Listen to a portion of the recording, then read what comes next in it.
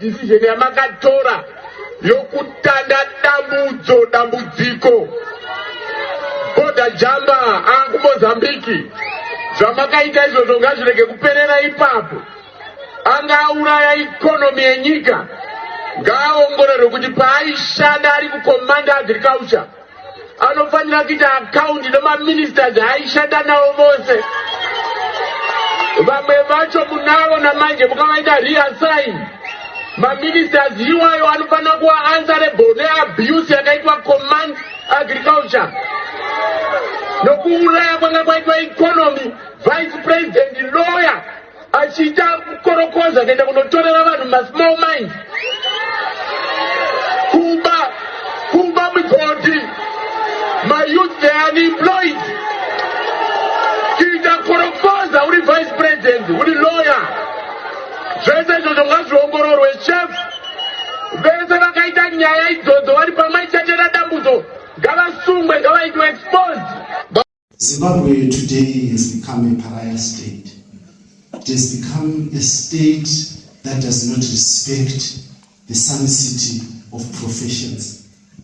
And journalists are supposed to be given the opportunity to practice their trade. So are nurses, so are doctors. But our doctors and our nurses have been turned into prostitutes because they want to get money because their profession has been bastardized. Fellow compatriots, the major crisis that our country faces is not the change of the constitution. That is not the major crisis. It is of a leadership that does not love its people. Yes. That has no respect for the values of freedom of expression and human rights. These things are now being permeated in constitutional change. But the real deep issue, the real deep-seated issue in Zimbabwe is a leadership that does not respect its people. That would rather use money to buy cars and to donate to people instead of putting pills in hospitals. And because they don't love their people, a constitution becomes nothing but just a paper. In my study of law convenability, I have understood one thing. That even Hitler had a constitution. Even Hitler had a constitution. So constitutionalism is not about following what is written in the constitution, but it is giving life to the aspirations of the people. It is governing with love. It is allowing me to practice my trade, my profession of choice, and to be able to be there for my children. To be able to go home feeling safe. When our choice is taken away from us by those that are ostensibly elected to protect us, it becomes a problem. My last note, convener said, is that as we do whatever we do, I think there's one thing as Zimbabweans that we should do, and we should do it well. It is to protect the integrity of the judiciary and its independence. Because everything that happens will end in the theater of the courtroom as the last defender of democracy. I am certain, without any doubt, that if we had secured the independence of the judiciary, we would have challenged this constitutional amendment safely in the courts of law without any problem. We fear this because we have seen it time and again what our judges have done, the judgments that have been put. And it is my hope, dear convener, that in whatever we do, at the end of the day, we must protect the independence of the judiciary, even to the extent of putting an independent fund that we put together to say any judge who is fired, any magistrate who is removed from their work by doing their work professionally, the citizens will take care of them so that they feel safe in doing their work, so that they are not afraid of being fired. This is, for me, a critical juncture. Because with an independent judiciary, we would not have been here. With an independent judiciary, all of us would be speaking from Zimbabwe. Because we would know that if there's an allegation or accusation against you, when you go to court, you can be able to defend yourself. I thank you very much for giving me this opportunity, and I wish you the best. Thank you. The latest political developments in our country. Maaskata kanaka vana Zimbabwe. Tiri kusungana zvakare kuti titaure nyaya dzezviri kuitika munyika medu masikati ano. Salonani Zimbabwe yomuhle. We are speaking about the incessant push by the criminal gang to have the Constitution Amendment Bill number 3 to be passed within this week. Our nation is at the Rubicon. We have reached the point of no return. We have reached the point of the Rubicon. We have reached the moment when all of us must now prepare ourselves to resist this encroachment into the democratic rights of our citizens. The Constitutional Amendment Bill, which we all know, is going to withdraw our rights as the citizens of Zimbabwe to exercise our right to one man, one vote. An amendment bill that will deprive ourselves of the right to choose leaders of our own choice. A constitutional amendment bill which is being sponsored by a criminal gang, Yezigananda, for them to take over the control of our nation. The capturing of our state, let me be frank to all of you, this will never succeed. It will not happen. The ground is boiling. We are hearing your shattering voice, dear Zimbabweans, your clamor for action, that you are ready for you to defend our country. Echoes are being heard from the east to the west and from the south to the north, from border Nyamapanda to Plumtree border post, from Forbes border to Victoria Falls, from Zambezi to Limpopo.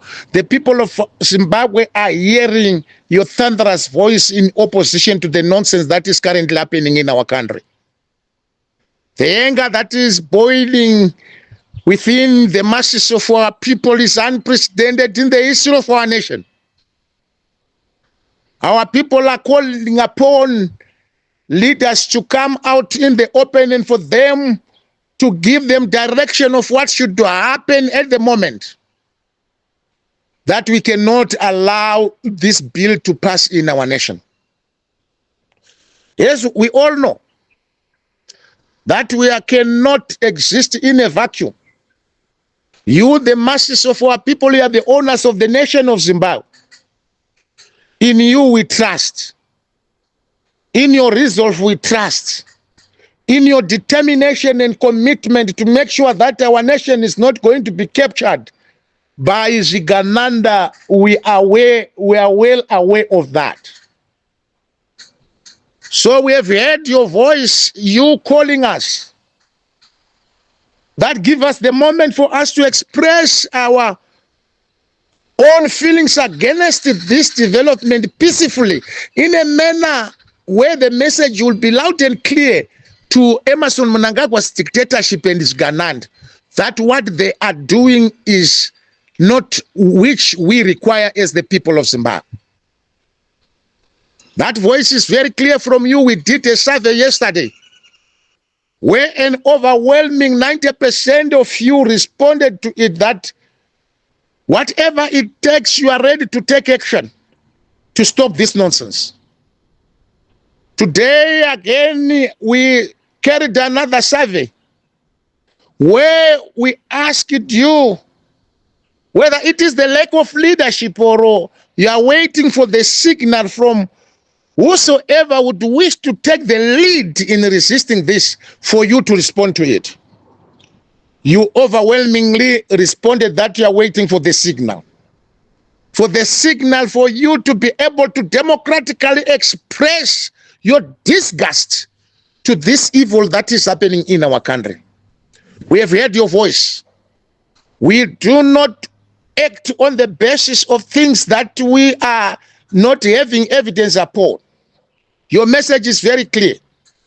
Today, as we speak, Parliament is sitting in Mount Abden for them to deliberate the sell-out bill against the masses of our people. This will get criminal. This will get scandal criminal.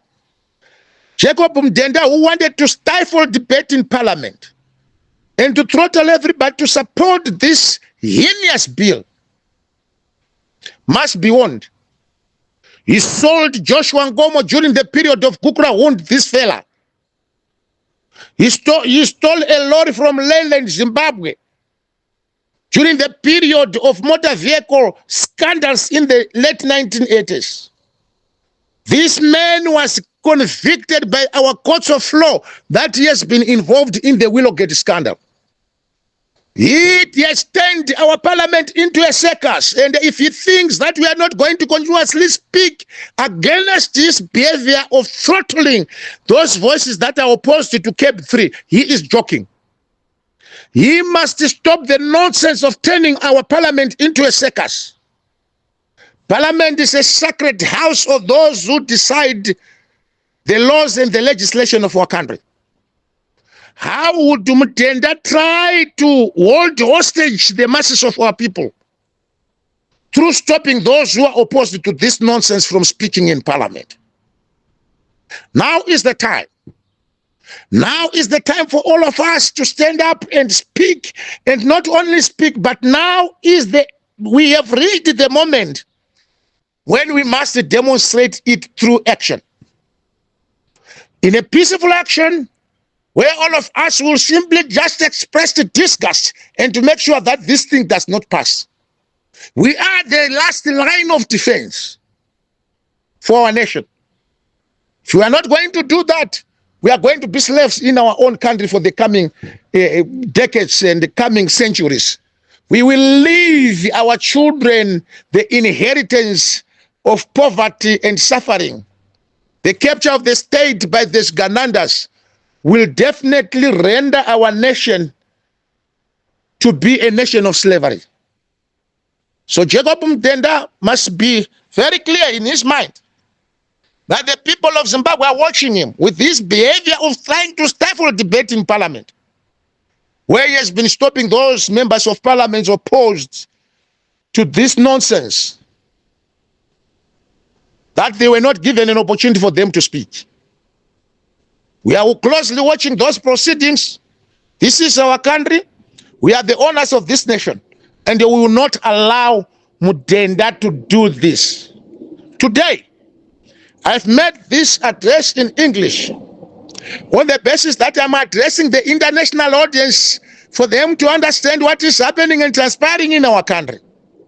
That we are dealing now, we are at the decisive phase of us stopping the nonsense of our country, where the constitution is being hijacked by the greed and the criminal gang for them to install themselves into power and capture the state for the purpose of looting and for the purpose of oppressing the masses of our people.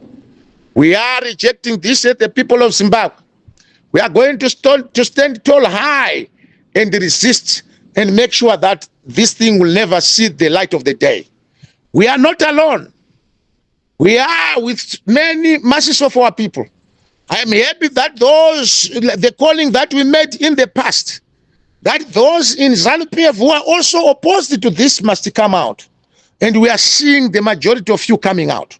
Let's come out in our diversity for us to resist this evil development in our country. No matter your political color, ideology, profession, class, or whatever, we are all united in terms of the goals of stopping the nonsense that is happening in our country. With this address, be reassured, dear Zimbabweans, that we have heard your calling, that you are ready for action, and action shall come. I thank you. Are you looking to start or grow your business in South Africa as a foreign national? Education, research and development consultancy makes it simple and stress-free. From company registration with CIPC to opening your business account, filing your taxes with SARS and handling your annual returns, they got you covered. Local or international, ERDC handles everything so you can focus on what matters most, growing your business. Ready to get started? Contact or WhatsApp the admin at 0027 73 302 1868. 0027 73 302 1868. You can also email the admin at owen.erdc@gmail.com. owen.erdc@gmail.com. Well, I saw a message on my cell phone to the effect that I should not meet General Mchena, retired General Mchena, and if I was to meet him, that would be the end of me. That would be the I would be killed. That's what the message says. I tried to answer the message because I wanted to know who the coward was. Who does not have the spine to face other people and speak to them. I wanted to know who that coward was, because I'm a free Zimbabwean, and a Zimbabwean with the freedom of association and expression. I can meet any person I want. I can meet a retired general. I can meet an ex-combatant. And it is very, very important that I meet people like a retired General Mchena, because these are freedom fighters who fought in the War of Liberation. One of the values, the ideals that they fought for, was the ideal of one person, one vote, universal suffrage. This is an ideal that is now under threat through the so-called Camp Number 3. These people who are being driven by criminals, economic criminals in this country, to change the constitution of Zimbabwe, are selling out on the ideals of the liberation struggle. Zimbabwe was supposed to be a constitutional democracy. Zimbabwe is supposed to be predicated on the values of one person, one vote. This has been removed. This is going to be removed under Camp 3. So millions and millions of Zimbabweans are going to be disenfranchised because of this amendment. And only 350 people are going to vote for president. The president also is going to select legislators, members of parliament, 10 senators. That is taking away the right of the people to vote for their senators. So president is going to vote 10 times for the senators. He is going to appoint the registrar general, who is going to be responsible for registration of voters in an election that is going to contest. He is also going to appoint singularly the delimitation commission. So he is now above everyone when it comes to matters of elections. And this is very, very unfair. So I read the statements that were written by retired generals, including General Sigauke, General Mchena, and other war veterans. They are against this Camp Number 3. Unfortunately, they are not being listened to. But also, the MDC was the first political party to talk against this Camp 23. Why should people who do not agree with Camp 23 not meet? Why should President Mnangagwa meet people at his pre-camp farm? Have their meetings to plan whatever they want to plan? And Douglas Mozora can't meet people who are Zimbabweans as well. They were at one time accusing the MDC of being part to planning a coup. And that is very, very stupid, because how do we plan a coup with the people who are now retired army officers? Retired army officers do not have access to weapons. They do not have access to the armory, for God's sake. They are now just like civilians, just like you and me. So I have said that I'm going to meet General Mchena, come what come may. Whether they keep on threatening me or not, I don't care about that, because that's the work of cowards. I also see that the same number that is threatening people has threatened Johnson Mogari, the chairperson of NERA. I think he called for a demonstration, and in terms of Section 59 of the Constitution. I also see that young Obed Masaraure, of a trade unionist, was also sent the same message. But this is the work of cowards. Right now, Zimbabwe is grappling with very, very terrible problems. Problems of poverty, unemployment, and so on. But to add salt to the injury, this government is demolishing people's houses. They are not demolishing houses in Borodale or Mount Pleasant or Glenlawn or Umwinsdale. They are not demolishing houses there. They are demolishing houses in Tafara Mavuku, Mufakose, Highfield, Harare South, the places where the poor live.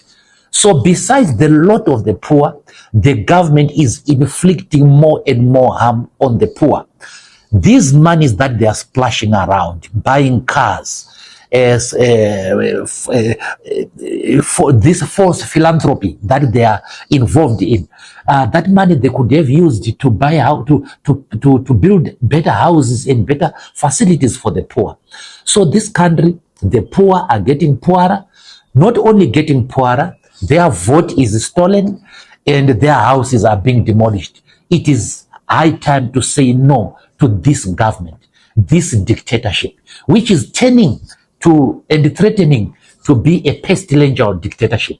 So to the Zimbabweans, I say that we should never allow these threats to deter us. We are going to struggle against Cape number 3, come what come may.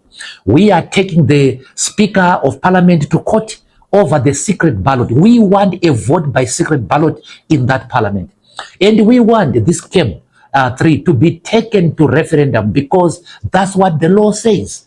And whether they like it or not, we are going to succeed. And I see that the current government is very, very insecure. They are militarizing our country. They are making our country, they are creating tension in our country. And the Zimbabweans don't deserve that.